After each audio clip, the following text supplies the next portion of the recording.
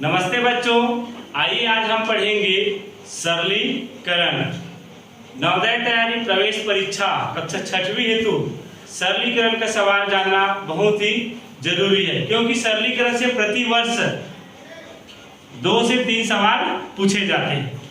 तो आज हम आपको बताएंगे कि सरलीकरण बनाने के लिए कौन से नियम का लागू होता है और सरलीकरण को हम आसानी से कैसे बनाते हैं। तो आइए देखते हैं। आपके बीच है बोर्ड मास। सरलीकरण बनाने से पहले हमको किसको जानना पड़ेगा? बोर्ड मास को जानना पड़ेगा। और ये बोर्ड मास क्या चीज है? बोर्ड मास के लिए अलग अलग उसका मतलब होता है BODMAS। तो यहाँ पे सबसे पहले हम देखेंगे बी का मतलब देखेंगे कि बी का मतलब क्या होता है। सरलीकरण बनाएंगे तो ये बी क्या चीज है? बी मतलब होता है ब्रैकेट। अंग्रेजी में इसको बोलते हैं ब्रैकेट, और ब्रैकेट मतलब होता है कोष्टक। सबसे पहले सरलीकरण सवाल बनाने से पहले सरलीकरण के सवाल में अगर पूरे चीज दिया है तो सबसे पहले हम किसको हल करते हैं? ब्रैकेट को, कोष्टक को। कोष्टक 4 प्रकार से होते हैं। कोष्टक कितने प्रकार के होते हैं? 4 प्रकार के होते हैं। सबसे पहला होता है रेखा कोष्टक। किसी संख्या के ऊपर, जैसे यहाँ पे लिखा है 2 धन 3, उसके ऊपर अगर एक लाइन खींचा हुआ है तो इसको बोलते हैं रेखा कोष्टक। सबसे पहले इस कोष्टक अगर सवाल में ऐसा दिया हुआ है किसी भी सवाल में, तो सबसे पहले हम रेखा कोष्टक को बनाते हैं। उसके बाद बारी आती है छोटा कोष्टक। बहुत सारे सवाल में छोटा कोष्टक का उपयोग बहुत ज्यादा होता है, तो ध्यान रहे सबसे पहले किसको बनाएंगे, उसके बाद रेखा कोष्टक के बाद छोटा कोष्टक। उसके बाद बारी आती है मंझला कोष्टक। इसको हम सर्पाकार कोष्टक भी बोलते हैं। मंझला कोष्टक को बोलते हैं सर्पाकार कोष्टक। और सबसे लास्ट में आता है बड़ा कोष्टक, और ये होता है इस तरह का अगर चिन्ह है तो उसको बोलते हैं बड़ा कोष्टक। कोष्टक को हल करने के बाद बारी आती है अगर किसी भी प्रश्न में लिखा है का, हिंदी में, वो भी किसमें? हिंदी में। अंग्रेजी में नहीं लिखा रहेगा। अंग्रेजी मीडियम का रहेगा तब अंग्रेजी में लिखा रहेगा। हम बात कर रहे हैं हिंदी मीडियम की। तो हिंदी में अगर किसी भी सवाल में अगर का लिखा है तो का मतलब होता है ऑफ, ओ, इसका मतलब होता है आप। तो कोष्टक के बाद जस्ट हमको जिस प्रश्न में का लिखा रहेगा उसको हल करना रहेगा। उसके बाद आती है डी की बारी, और डी मतलब क्या होता है? डिवीजन। और डिवीजन का चिन्ह होता है ये भाग का चिन्ह। डिवीजन मतलब होता है भाग। हम का के बाद भाग को हल करते हैं। उसके बाद आती है एम। एम मतलब होता है मल्टीप्लिकेशन, और मल्टीप्लिकेशन को किससे चिन्हांकित करते हैं? गुना से। इसको हिंदी में बोलते हैं गुना, अंग्रेजी में बोलते हैं मल्टीप्लिकेशन। उसके बाद बारी आती है ए का फुल फॉर्म होता है एडिशन, और एडिशन मतलब क्या होता है? जोड़ना। हिंदी में बोलेंगे इसको जोड़ना। हम गुना के बाद किसको हल करते हैं? जोड़ना। और सरलीकरण के सवाल में सबसे लास्ट में बारी आती है सबट्रैक्शन। सबट्रैक्शन मतलब होता है घटाना। सरलीकरण के सवाल में सबसे पहले होता है घटाना। एक बार और देख लेते हैं। सबसे बोर्ड मास, सरलीकरण को हल करने के लिए हमको जानना पड़ेगा बोर्ड मास। बी मतलब ब्रैकेट, ओ मतलब ऑफ, डी मतलब डिवीजन, ए मतलब मल्टीप्लिकेशन, ए मतलब एडिशन, और एस मतलब सबट्रैक्शन। इसका हम हिंदी में जानेंगे कोष्टक। सबसे पहले सरलीकरण के सवाल में हल करेंगे कोष्टक को, उसके बाद का को, उसके बाद भाग को, उसके बाद गुना, उसके बाद जोड़ना, और सबसे अंतिम में होगा घटाना। अब जब सरलीकरण के सवाल हल करेंगे हमको एक चीज में दिक्कत होती है, उसकी चिन्ह में। जोड़ना, धन की चिन्ह और ऋण की चिन्ह। तो कहाँ पे धन होगा और कहाँ पे ऋण होगा इसको जानते हैं इस चिन्ह के माध्यम से। मान लो किसी भी सवाल में ऋण और धन दिया है तो वहां पे क्या होता है?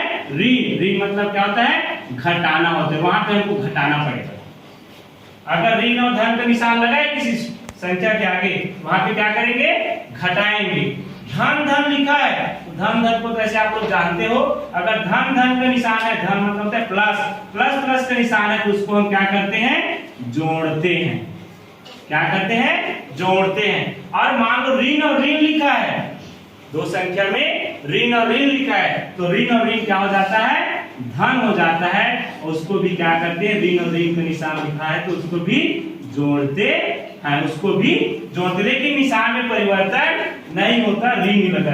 एक बात और ध्यान रखेंगे, कोई भी संख्या दिया है, मान लो यहाँ पे दिया है ऋण 20 और धन 10, तो यहाँ पे देखेंगे ऋण और धन लिखा है, यहाँ पे हमने देखा ऋण और धन, ऋण और धन हो रहा है तो क्या होगा यहाँ पे घटेगा, घटेगा 20 में 10 घटाए तो कितना आया 10। अब यहाँ पे देखेंगे कि आगे में ऋण लिखा है और यहाँ पे छोटे बड़े संख्या में ऋण और छोटे संख्या में 10, तो यहाँ पे उत्तर 10 नहीं होगा, इसका उत्तर होगा ऋण 10। बड़े संख्या का निशान ही उस संख्या के उत्तर में चिन्हांकित होता है। धनात्मक रहेगा तो धन लगाने की जरूरत नहीं होता, लेकिन अगर ऋणात्मक में उत्तर आ रहा है, बड़े संख्या में ऋण लिखा है और धन और ऋण, जैसे हमने यहाँ पे देखा ऋण और धन मतलब ऋण होता है घटता है, यहाँ पे ऋण और धन लिखा है हमने घटाया, लेकिन यहाँ पे निशान क्या आ गया ऋणात्मक में आ गया, क्योंकि 20 क्या है बड़ा है और 10 क्या है छोटा है। इस तरह से हम इसको जान सकते हैं। 3 2 4, 3 धन 2 धन 4 ऋण 5, ये एक सरलीकरण का छोटा सा सवाल है, इसको हम कैसे हल करेंगे। ध्यान से देखिएगा, इस सवाल में क्या क्या दिया है, धन दिया है और ऋण दिया है।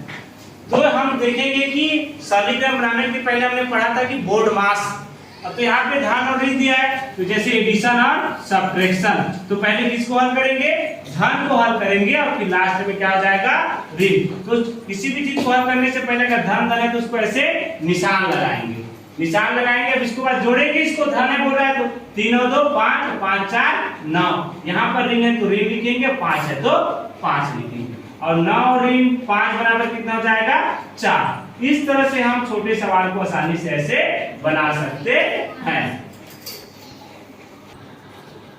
अब इसके बाद देखेंगे हम, यहाँ पे अगला सवाल है 5 ऋण 2 धन 4 ऋण 3 धन 6, इसमें भी धन और ऋण का सवाल दिया गया है।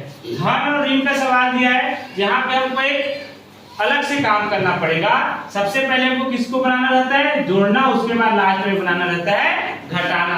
तो जिसमें जिसमें धन का निशान लगा है उसको एक तरफ लिखेंगे और ऋण का निशान लगा है उसको एक तरफ लिखेंगे। तो चलो आइए लिखते हैं, जिसके आगे कुछ नहीं लिखा है शुरू में वो क्या होता है धनात्मक होता है, धन का निशान रहता है इसमें, इसलिए इसको पहले लिखेंगे 5, उसके बाद देखेंगे यहाँ पे धन 4, उसके बाद यहाँ पे देखेंगे धन 6, उसके बाद यहाँ पे ऋण 2 और उसके बाद फिर ऋण 3।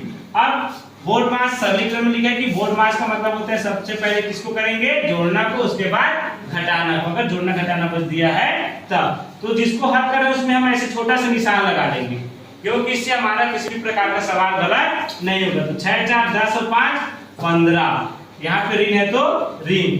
अब एक बात हमने आपको भी बताया है कि अगर ऋण और ऋण होता है निशान तो ऋण लगेगा, लेकिन ऋण और ऋण होता है तो दोनों सवाल क्या हो जाता है, दोनों जुड़ जाता है। तो 3 और 2 कितना हो जाएगा 5, और 15 में 5 गया तो 10। इस तरह से हम इसको आसानी से बना सकते हैं। अब इसके बाद हम देखेंगे 3 धन 2 ऋण 5 धन 4, यहाँ पे सवाल है, यहाँ पर भी धन और ऋण का ही निशान दिया हुआ है, मतलब जोड़ना है और घटाना है। तो सरलीकरण में बोर्ड मास के हिसाब से हम सबसे पहले क्या करते हैं, जोड़ते हैं। तो जोड़ने के लिए हमने अभी बताया आपको कि जिसमें जिसमें धन का निशान लगा उसको एक तरफ लिख लेते हैं और जो ऋण का निशान है उसको दूसरे तरफ लिख लेते हैं। यहाँ पे 3 धन 2 धन 4 और ऋण 5। अब इसको जोड़ेंगे 4 2 6 और 3 9 ऋण 5, और 9 में 5 गया तो 4। इस तरह से हम एकदम आसानी से बहुत ही सरल शब्दों में इस तरह से हम इसको बना सकते हैं। अब इसके बाद आती है अगले सवाल में, मान लो भाग दिया है, गुणा दिया है, काट दिया है, कोष्टक दिया है। तो हम इसके लिए आपको अगला वीडियो बनाएंगे। हमारे चैनल को बिल्कुल सब्सक्राइब कीजिए। आपको नवोदय तैयारी कक्षा 6वीं प्रवेश हेतु संपूर्ण जानकारी हमारे चैनल के माध्यम से मिलता रहेगा। धन्यवाद बच्चों।